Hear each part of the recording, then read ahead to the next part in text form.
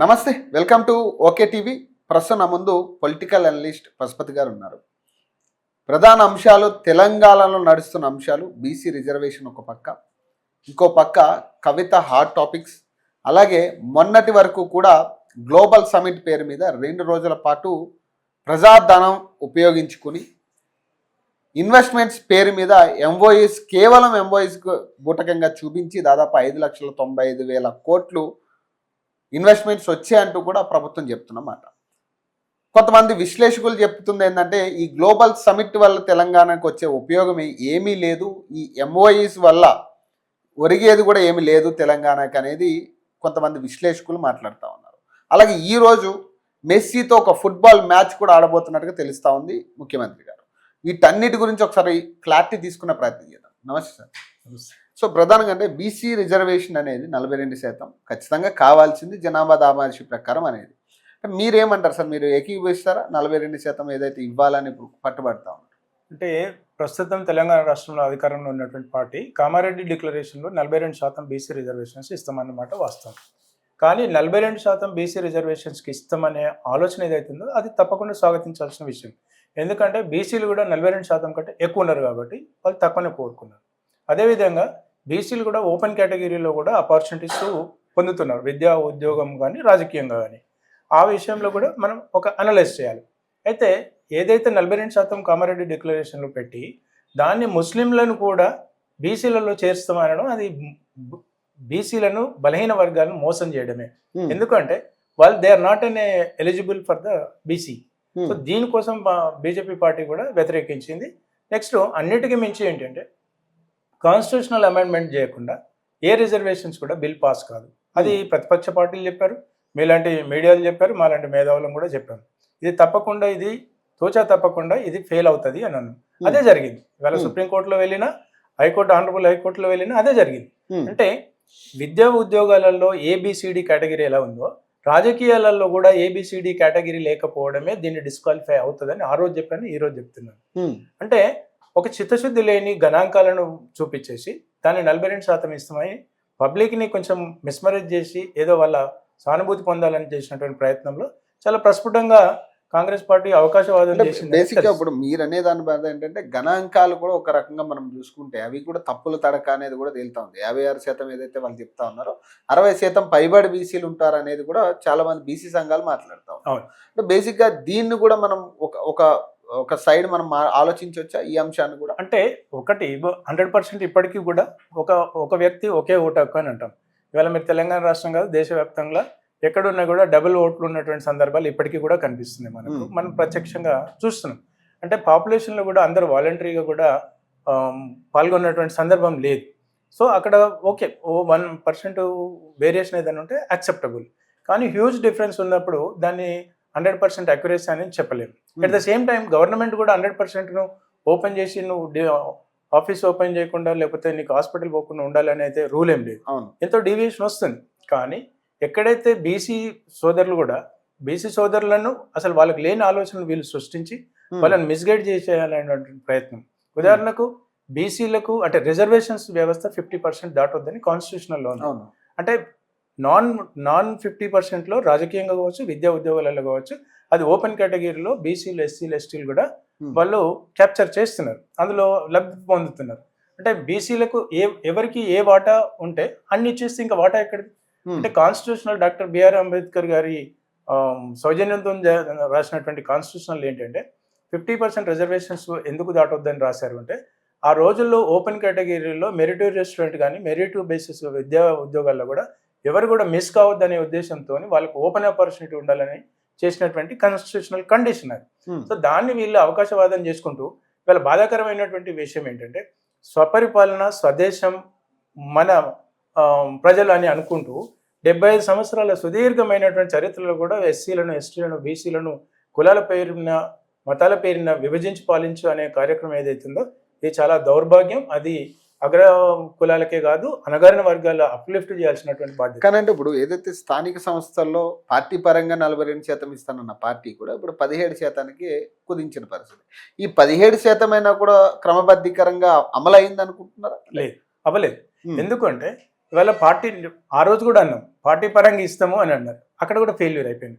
Next ఇక్కడ కూడా బీసీలలో కూడా కొన్ని వర్గాలు, కొన్ని సెక్షన్ ఆఫ్ పీపుల్ 5-6 కులాలు మాత్రమే చాలా డామినేట్ చేసేసి మిగతా కులాలు ఈ 70 సంవత్సరాల చరిత్రలో వాడు ఒక సర్పంచ్ కానివాడు, ఒక జడ్పీటీసీ కానివాడు, ఒక ఎంపీటీసీ కాని వాళ్ళు ఈ రోజు కూడా బీసీలలో ఉన్నారు. అది బీసీ సామాజిక వర్గం గుర్తిస్తున్నది. అందువల్లనే ఇవాళ కాన్స్టిట్యూషనల్లో హైకోర్టు, ఆనరబుల్ హైకోర్టు కానీ సుప్రీంకోర్టులో కూడా వీగిపోవడానికి కూడా ఇది ఒక ప్రధానమైనటువంటి. కానీ ఇప్పుడున్న పరిస్థితుల్లో ఎక్కడికక్కడ ఈ ఏకగ్రీవాలని లేకపోతే వేలంపాట్లని మనం చూసాం. నిన్న కూడా దాదాపు 1100 పైచీలకి ఎంతో ఇప్పటి వరకు కూడా కాంగ్రెస్ అభ్యర్థులు వేలంపాట్లు జరిగింది. వేలంపాట్ల ద్వారా ఏకగ్రీవ అని చెప్తున్న వేలంపాట్ల ద్వారా ఎన్నుకున్నారు. అంటే దీన్ని ఎట్లా చూడాలి సార్? అంటే అదే అంతకుముందు ఎప్పుడు కూడా ఈ స్థాయిలో వేలంపాట్లు జరిగినట్టుగా కానీ ఇక్కడ కనపడలేదు కదా. అంటే మోసం అనేది రకరకాల రూపాల్లో వస్తుంటాయి. అంటే సైబర్ క్రైమ్ అంటారు, ఇంకో క్రైమ్ అంటారు. ఇవాళ రాజకీయంగా ఇదొక కొత్త రూపం. అంటే డబ్బున్న వాడికి ప్రధానంగా తెలంగాణ రాష్ట్రం కానివ్వండి, ఆంధ్రప్రదేశ్ కానీ డబ్బున్న వాడికి అనేది చాలా ప్రస్ఫుటంగా ఎంపీ కానీ ఎమ్మెల్యేలు కానీ ఉండే. ఇవాళ గ్రామ స్థాయిలో కూడా చేరుకుపోయింది అది. అంటే డబ్బున్నోడికే పెత్తందారి వ్యవస్థ, డబ్బున్నోడికే అధికారం అనే కాడికి చాలా క్లారిటీ ఉంది. దాన్ని వేరే రకంగా యునానిమస్ అనే పేరుతోనో లేకపోతే వేలంపాట అంటారా ఏదైనా అనుకోవచ్చు. కానీ ఇవాళ కూడా డబ్బే వాడుకుంటే అధికారం వాడుకుంటుంది, చట్టం ఉన్నోడికే చుట్టం అని ఏ విధంగా అంటుండ్రో ఇవాళ అదే జరుగుతుంది. కూడా దాదాపు అంటే సర్పంచ్ జీతం వచ్చి 6500 చిల్లర ఎంతో సబ్జెక్టు కరెక్ట్. అయితే ఈ 6500 జీతానికి వాడు 1.5 మేనిఫెస్టోలు పెట్టి ఇప్పటికీ కూడా ఖర్చు పెట్టిన పరిస్థితి. కొంతమంది 70 లక్షలు కూడా కొనుక్కున్నారు.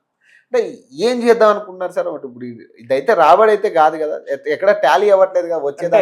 ఇప్పుడు ఎవరు కూడా ఎమ్మెల్యేలు కానీ ఎంపీలు కానీ వాళ్ళకు ఒక పెన్షన్ స్కీమ్ ఉంటుంది, వాళ్ళకి అధికారం ఉంటుంది. ఒక ఎమ్మెల్యే ఒక నియోజకవర్గంలో పెద్ద నియోజకవర్గం అయిపోతే ఆయన 5 సంవత్సరాలలో 5,000 కోట్లు సంపాదించినటువంటి చరిత్ర ఈ రాజకీయ పరిస్థితులు హీనాతంగా జరిగి వీళ్ళు కోట్లకు పడగలెత్తుతున్నారు కాబట్టి వీళ్ళనే బెంచ్ మార్క్గా తీసుకొని వాళ్ళు కూడా పనిచేస్తున్నారు. అంటే నేను సర్పంచ్గా కనుక పనిచేస్తే ఆ గ్రామంలో ఒక 2 కోట్లు 3 కోట్ల ఫండింగ్ కనుక చేస్తే 3 కోట్లు ఇంటూ 10% మార్జిన్ పెట్టుకున్న 30 లక్షల రూపాయలు వస్తాయి అనేటువంటి కాన్సెప్ట్ ఒకటి. నెక్స్ట్ కొంతమంది డబ్బుతో పాటు కొంచెం గౌరవం కూడా కోరుకోవాలని, లేకపోతే దాన్ని ప్యారలర్గా వేరే వ్యాపార రీత్యా ఉపయోగించుకోవచ్చు, పరిచయాలు పెంచుకోవచ్చు అనేటువంటి ఆలోచనతో ఉన్నారు. సో ఇవన్నిటికీ కొంతమంది అదే విధంగా నిరుద్యోగులు కానివ్వండి, విద్యావంతులు కానివ్వండి, చిత్తశుద్ధితోని నిర్మాణాత్మకమైనటువంటి ప్రణాళికతోని ఆ గ్రామం కోసం ఏదో ఒకటి చేయాలనేటువంటి తపన ఉన్న వాళ్ళు కూడా ఉన్నారు. ఉదాహరణకు నేనే మా గ్రామానికి నేను సర్పంచ్గా కంటెస్ట్ చేస్తానని నేను చెప్పాను. అంటే మా గ్రామానికి కూడా నేను ఒక డెవలప్మెంట్ యాక్టివిటీ కోసం డబ్బులు ఇస్తానన్నాను. అంటే డబ్బు కేవలం వేలంపాటలు అనే కాదు, అది మొత్తం నిస్వార్థమైంది అని అన్నాను, అట్లని స్వార్థమైంది అని అన్నాను. ఎందుకు అంటే చిత్తశుద్ధితోని డెవలప్మెంట్ కోసం ఆస్పెక్ట్ పనిచేసే వాళ్ళు ఉన్నారు, స్వార్థంతో ఆలోచన ముందు జాగ్రత్త పెట్టుకొని చేస్తున్నటువంటి క్రమం కూడా ఉంది. అయితే మీరు అన్నారు ఇప్పుడు 10% సర్పంచ్లు యునానిమస్ అయినారు. గత బీఆర్ఎస్ ప్రభుత్వంలో 2019లో జరిగినటువంటి సర్పంచ్ ఎలక్షన్స్లో 16% సర్పంచ్ ఎలక్షన్స్లో 16% యునానిమస్ అయింది. వార్డు మెంబర్లలో 24.6% వార్డు మెంబర్లలో యునానిమస్ అయింది. ఇవాళ 10% అనేది పెద్ద ఫిగరే కాదు. అంటే 16% దాటి ఇప్పుడు ఎక్కువ పాపులర్ అయినట్టుంది. పాపులర్ ఏంటి అంటే ఇవాళ బాలాపూర్ గణేష్ లడ్డు 5 సంవత్సరాల క్రితం ఉన్నటువంటి పరిస్థితి వేరు, ఇవాళ వేరు. అదేవిధంగా ఇవాళ సర్పంచ్లు కూడా ఎక్కడైతే హైలైట్ ఉందో మీలాంటి మీడియా సోదరులు దాన్ని హైలైట్ చేస్తున్నారు కాబట్టి అవేర్నెస్ పెరిగింది.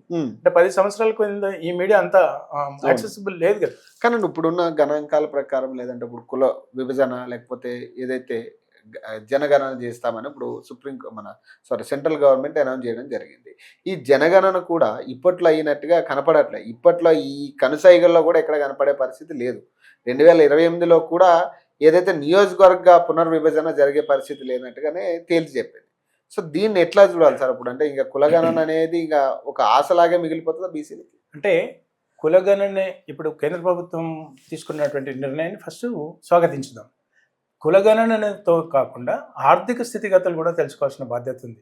మళ్ళీ కేవలం కులాల ప్రాతిపదికన 70 సంవత్సరాల క్రితం ఉన్నటువంటి కులాంతర వివాహాలు కావచ్చు, కులాంతరమైనటువంటి ఆబ్జెక్షన్స్ కావచ్చు, లేకపోతే ఆ స్నేహం కావచ్చు, అన్నీ చాలా 70 సంవత్సరాలలో మీకు ఒక 70% అవి కనుమరుగు అయిపోయినమాట వాస్తవం. 70 సంవత్సరాల తర్వాత కూడా మళ్ళీ కులాల పేరున మళ్ళీ ఒక విడదీయాలి అనేటువంటి ఆలోచన ఉంది చూడు, అది చాలా తప్పు.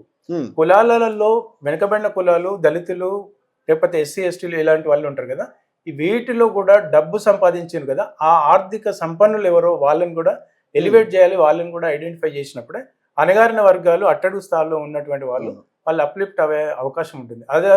అది కనుక చేయకుండా మీరు ఎన్ని కులగణాలు చేసినా, ఎన్ని ఆర్థిక లిమిటేషన్స్ చేసినా ఇది నిరుపయోగం. అదేవిధంగా ఇవాళ కేంద్ర ప్రభుత్వం నాకు పేపర్లో చూసినాను 11 లక్షల పైచీలకు ఖర్చు పెడుతున్నారు, స్వాగతించుదాం. దాన్ని చాలా ఒక స్టాండర్డ్ బెంచ్ మార్క్గా ఉండాలి. దాన్ని బెంచ్ మార్క్ తీసుకొని ప్రభుత్వాలు కూడా రాజకీయంగా కానివ్వండి, విద్యా ఉద్యోగాలలో కానివ్వండి, అది ఒక కులమానికంగా ఉంటే బాగుంటుంది అనేది నేను కోరుకుంటున్నాను. కానీ రాజకీయంగా అది ఇప్పటికిప్పుడు ఇంప్లిమెంటేషన్ అవ్వదు. ఎందుకంటే ఇవాళ ఉదాహరణకు రాహుల్ గాంధీ గారు తీసుకోండి. రాహుల్ గాంధీ గారు పార్లమెంట్లో బీసీ బిల్ గురించి చర్చ జరగలేదు. అసలు లేవనెత్తింది ఆయన కదా తెలంగాణలో ఎత్తాడు, కానీ పార్లమెంట్లో లేదు. ఇవాళ నేను లక్షల మందికి నేను మెసేజ్ ఇవ్వాలంటే మీలాంటి సోదరుల దగ్గర మీ మీడియా ఛానల్ ముందు మాట్లాడితే లక్షల మందికి తెలుస్తుంది. నేను రూమ్ లో కూర్చొని నేనే మాట్లాడుకుంటే ఎవరికి తెలుస్తుంది? ఆయన తెలంగాణకు వచ్చేసి బీసీ అంటున్నాడు. బీసీలో తెలంగాణలో బీసీ ముఖ్యమంత్రి లేడు. అదే విధంగా ఉన్నటువంటి ముఖ్యమంత్రి రేవంత్ రెడ్డి గారు నెక్స్ట్ 10 ఏళ్ళు నేనే ముఖ్యమంత్రి అంటున్నాడు. అంటే అక్కడ కూడా నెక్స్ట్ 10 ఏళ్ళు తెలంగాణలో వేరే బీసీ సామాజిక వర్గానికి ముఖ్యమంత్రికి అవకాశం లేదని ఆయన క్లారిటీ చెప్తుంది కదా. మరి అలాంటప్పుడు ఒక పార్టీ అధిష్టానం ఆయన రాహుల్ గాంధీ గారు అబ్జెక్ట్ చేయాలి కదా, ఎక్కడ కూడా ఖండించలే కదా. అవును. అంటే మీరు తెలంగాణకు వచ్చి బీసీ అంటారు, మీరు పార్లమెంట్ పోయి ఏమి మాట్లాడకపోతే దానికి చిత్తశుద్ధి ఎక్కడ? ఇవాళ మరి ఒకేలా నిజంగా బీసీలకు ఇస్తానమాట, ఎస్ వీ షుడ్ వెల్కమ్. కానీ రేవంత్ రెడ్డి గారు అన్నదాన్ని మీరు ఎక్కడ కూడా ఖండిస్తలేరు కదా రాహుల్ గాంధీ గారు. కానీ అంటే ఇంకోటి, గ్లోబల్ సమిట్ పేరు మీద ఇటీవల ఒక 2 రోజుల పాటు దాదాపు విదేశీ పెట్టుబడులు రావడం కోసం ఒక సమిట్ కండక్ట్ చేసి దాదాపు పెద్ద వాళ్ళు వచ్చారు. దాదాపు అందరు సీఎంలు, అన్ని రాష్ట్రాల సీఎంలను ఆహ్వానించారు. ఈయన కనీసం ఏ సీఎం కూడా వచ్చిన దాఖలాలు అయితే ఎక్కడ కనపడలే. కానీ ఈ గ్లోబల్ సమిట్కి అయిన ఖర్చులో ఆయన చెప్పేది ఏంటంటే 5,95,000 కోట్లు పెట్టుబడులు MOU రూపంలో వచ్చినాయి అంటున్నాడు.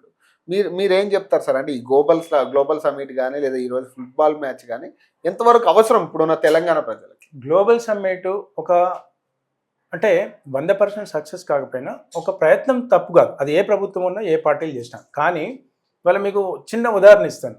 చాలామంది కాలేజెస్లోకి వెళ్ళి క్యాంపస్ ఇంటర్వ్యూస్ చేస్తారు. క్యాంపస్ ఇంటర్వ్యూస్ చేసేసి వాళ్ళు ఉద్యోగం ఆఫర్ ఇచ్చేస్తారు, నాకు ఉద్యోగం వచ్చిందని.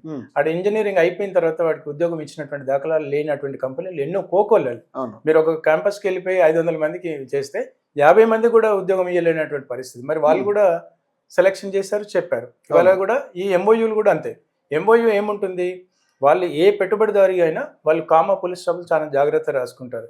It is terms and condition according to the as and date my company wealth and health ఇది పెట్టుకుంటారు. అది పెట్టుకున్నప్పుడు you don't have a right to question them. మీరు కాకపోతే ఏముంటుంది, ఈ ప్రభుత్వము గతంలో ఇండస్ట్రియల్ పాలసీ కూడా ఎలా ఉంటుందంటే, మీకు ఇండస్ట్రీలో ఒక ల్యాండ్ అలొకేట్ చేసినప్పుడు ఆ ఇండస్ట్రీలో మీరు 2 years కనుక మీరు ఇండస్ట్రీ ఎస్టాబ్లిష్ చేయకపోతే దాన్ని అగ్రిమెంట్ని విత్డ్రా చేసుకుంటామంటారు. సో 2 years కానీ, అంటే ఉదాహరణకు చెప్తున్నాను, ఇది 4 yearsకు అటువంటి అగ్రిమెంట్ ఉంటే వాళ్ళే విత్డ్రా చేసుకుంటారు. వచ్చారు, టూరిజం లాగా వచ్చి వెళ్ళిపోయారు, అంతే. Nothing is wrong. అంటే అలానే మొత్తాన్ని నేను జీరో అని అనను, ఎంతో కొంత జరుగుతుంది. ఇప్పుడున్న తెలంగాణ పరిస్థితుల్లో ఈ సమిట్లు, గ్లోబల్ సమిట్ కానీ లేదా ఫుట్బాల్ మ్యాచ్ కానీ ఎంతవరకు అవసరం అంటారు? అంటే ఇప్పుడు గ్లోబల్ సమిట్ మీరే అంటున్నారు. అంటే ఇవాళ వేరే రాష్ట్ర ముఖ్యమంత్రులు జనరల్గా ఏం చేస్తారంటే ఒక పైలట్ ప్రాజెక్ట్ లాగా అసలు అక్కడికి వస్తే ఏముంది, ఎటువంటి కంపెనీస్ వస్తున్నారు, మనం కూడా చూడాలనేటువంటి ఆలోచన ఉంటుంది. వాళ్ళు రావాలి అంటే దీంట్లో అంత చిత్తశుద్ధి లేదు, అంత ఎఫెక్టివ్ ఇంపాక్ట్ ఉండదు అనే ఉద్దేశంతోనే ముఖ్యమంత్రులు రాలేదు. It is pre decided. అంటే ఏదో 2 రోజులలో డిసైడ్ అయింది కాదు కదా. అంటే ఏ ఒక్క ముఖ్యమంత్రి కానీ లేకపోతే వాళ్ళ రిప్రజెంటేటివ్స్ కూడా రాలేదంటే దీని మీద వాళ్ళకి అంత కాన్ఫిడెన్స్ లేకుండా ఉంది.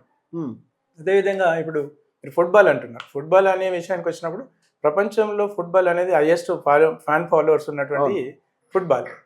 స్వయాన ముఖ్యమంత్రి రేవంత్ రెడ్డి గారు కూడా ఫుట్బాల్ ప్లేయర్, సందేహం లేదు, మంచిదే. కానీ ఇవాళ ఫుట్బాల్ ప్లేయర్ మీరు పెట్టారు కదా, ప్రతి ఒక్క బాలసుబ్రహ్మణ్యం గారో లేకపోతే ఇంకోరో ఒక ప్రోగ్రామ్ పెట్టేస్తే దానికి ఒక ఈవెంట్కి ఒక లక్ష్యం ఉండేది. అంటే ఎవరైనా కొన్ని కార్యక్రమాలు చేస్తారు చారిటీ కింద. మీరు ప్రభుత్వం దేనికోసం చేస్తారు? అంటే మీ ప్రభుత్వం ఫండ్ రైజ్ కోసమా? 3 అంశాలను నేను ప్రశ్నిస్తున్నాను. ప్రభుత్వం ఫండ్ రైజ్ కోసమా, లేకపోతే ముఖ్యమంత్రి గారు ఎవరో తెలవడం కోసం గ్లోబల్ ప్రపంచం అంతా ఫుట్బాల్ చూడేసేటప్పుడు నేను కూడా ఒక ముఖ్యమంత్రి ఆడుతుండని చెప్తున్నారా?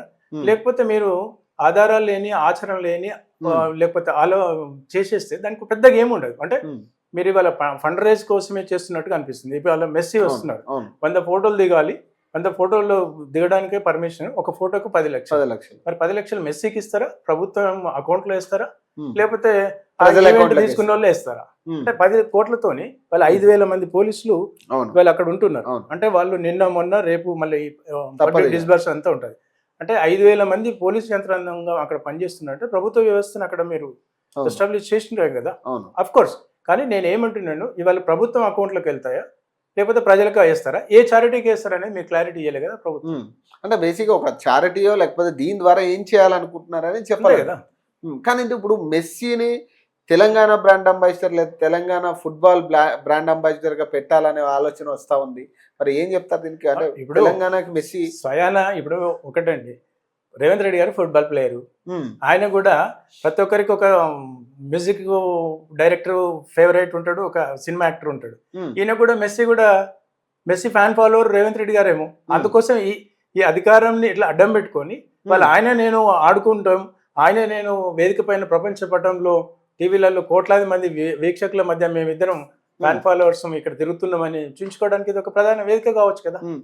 కానీ అంటే ఇప్పుడు ఒక బ్రాండ్ అంబాసిడర్ గా పెట్టడం అనేది ఎంతవరకు కరెక్ట్ అంట మెస్సీని? అదేంటున్నారు, ఇప్పుడు ప్రతి ఒక్కరికి వాళ్ళ అవసరాల రీత్యా గతంలో ఉన్నటువంటి బీఆర్ఎస్ పార్టీ కూడా మెట్రోకి ఒక పర్సన్ని బ్రాండ్ అంబాసిడర్ పెట్టారు, తర్వాత తీసేశారు. అంటే వడ్డిచ్చేవాడు మనవాడు అయితే ఎక్కడైనా పెట్టుకుంటారు అన్నట్టుగా ఆయన తెలంగాణకి ఏం చేస్తాడు అంటే, తెలంగాణలో ఓన్లీ స్పోర్ట్స్కే లేదు కదా. అంటే తెలంగాణలో ఎన్నో కోవకు చెందినటువంటి ఉంటారు. స్పోర్ట్స్ ఉంటుంది, ఇండస్ట్రీ ఉంటుంది, లేకపోతే ఫార్మింగ్ ఉంటుంది, లేకపోతే వస్త్రాలు ఉంటాయి, ఇవన్నీ ఉంటాయి. మరి ఈ ఒక్కదానికి ఎందుకు ఎంచుకున్నాడు అంటే, ఈయన కూడా ఫుట్బాల్ ప్లేయర్ కాబట్టి ఈయన ఆలోచన మేరకు అంటే యాక్సెప్ట్ చేస్తారంటే మీలాంటి మేధావులు చాలా మంది. అంటే చిన్న క్లాజ్ ఉంటాయి ప్రభుత్వాలకు ఉన్నటువంటి కొంత వెసులుబాటు, ప్రభుత్వాలకు ఉన్నటువంటి వాళ్ళకి ఏమో వీటో పవర్ అంటారు కదా, ఆ వీటో పవర్ ని ఇట్లాంటి దగ్గర వాళ్ళు వాడుకునే అవకాశం. మీలాంటి వాళ్ళు యాక్సెప్ట్ చేయాలి కదా దాన్ని. ఇప్పుడు తెలంగాణ బ్రాండ్ అంబాసిడర్ ఏం చేస్తారు? ఇప్పుడు ఆయన మెస్సీతోని బ్రాండ్ అంబాసిడర్ కనుక ఆయనకి ఇస్తే వచ్చే పెద్దగా ఈయన చూసి ఏం రారు. అంటే విదేశీ పెట్టుబడులు వస్తాయంటారు కదా. తప్పు అబ్సల్యూట్లీ తప్పు. మీరు రిలయన్స్ అంబానీ, ముఖేష్ అంబానీని పెట్టండి, ఓకే, ఎగ్జాంపుల్ గా తీసుకొని is doing an performance. At least ఆయన బ్రాండ్ అంబాసిడర్ అని మీరు డిక్లేర్ చేస్తే yes is an started career and something else and is reached. Ultimately investment అంటున్నారు మీరే, investment is makes money only కదా. ముఖేష్ అంబానీ గారిను ఇంకోరిని పెట్టుకుంటే వాళ్ళను చూసుకొని ఏమైనా ఆలోచిస్తారు. ఒక ఇండస్ట్రియలిస్ట్, పారిశ్రామికవేత్తలు వాళ్ళు కూడా అనలైజ్ చేసుకుంటారు, ఎస్ ఈజ్ అనే బెంచ్ మార్క్ అని. స్పోర్ట్స్ లో పెద్దగా అంటే ఒరిగేదైతే ఏమి ఉండదని నేను. ఇప్పుడు ఈ హిల్ట్ పాలసీ మీద మీ ఉద్దేశం ఏంటి సార్? అంటే హిల్ట్ పాలసీ 5 లక్షల కోట్ల దందా అని ఇప్పుడు బీఆర్ఎస్ వాళ్ళు ఏమనెత్తుతున్నారు. తెలంగాణ రాష్ట్రం అధికారంలోకి వచ్చినప్పుడు బీఆర్ఎస్ పార్టీ ఒక్కటే, ప్రతి ఒక్క నాయకుడు కూడా ఎక్కడ దేని మీద దృష్టి సారించారంటే కేవలం ల్యాండ్. వీళ్ళంతా రాజకీయ నాయకులు అనే బదులు ల్యాండ్ మాఫియాస్ అనాలి. ల్యాండ్ మాఫియాస్ ఎందుకు అంటే అర్బన్లో కానివ్వండి, మీరు గ్రామీణ ప్రాంతాల్లో కానివ్వండి, ఫారెస్ట్ కానివ్వండి, వేల ఎకరాలు మనకు ఉన్న తెలంగాణకు ఉన్నటువంటి ప్రధానమైనటువంటి వనరులు ఏంటంటే నైజాం గవర్నమెంట్ పాలించినటువంటివి కాబట్టి మనకు చాలా ల్యాండ్ బ్యాంక్ ఎక్కువ. పక్క రాష్ట్రాలతో కంపేర్ చేస్తే మనకు హైయెస్ట్ ల్యాండ్ రిసోర్సెస్. ఈ రిసోర్స్ కూడా తక్కువ ల్యాండ్ ఎక్కువ డబ్బులు. గత 15 సంవత్సరాలలో ల్యాండ్ ఏదైతే వాల్యూ పెరుగుతూ వచ్చిందో ఆ ల్యాండ్ మీదనే ఈ రాజకీయ నాయకులంతా దృష్టి పెట్టారు. గతంలో బీఆర్ఎస్ పార్టీ దాన్ని ఏం చేసింది, ధరణితోనో లేకపోతే గవర్నమెంట్ మార్పిడి చేసుకొని అన్ని కొంత ఆధీనంలో తీసుకున్నారు. వాళ్ళు వేలం పాటల్లో వేసేసి వేరే వాళ్ళకి వేసి అందులో భాగస్వాములు అయినారు. ఇవాళ అదే వరవడి ఈయన జరుగుతున్నాడు.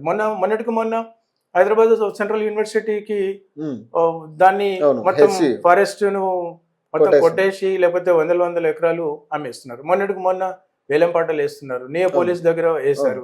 ఇవాళ 9,000 ఎకరాలు అంటే అన్యాక్రాంతం చేసుకోవాలి అనేటువంటి ఆలోచనతో, ఎందుకంటే డబ్బులు హ్యూజ్ మనీ ల్యాండ్ మీదనే ఉంది.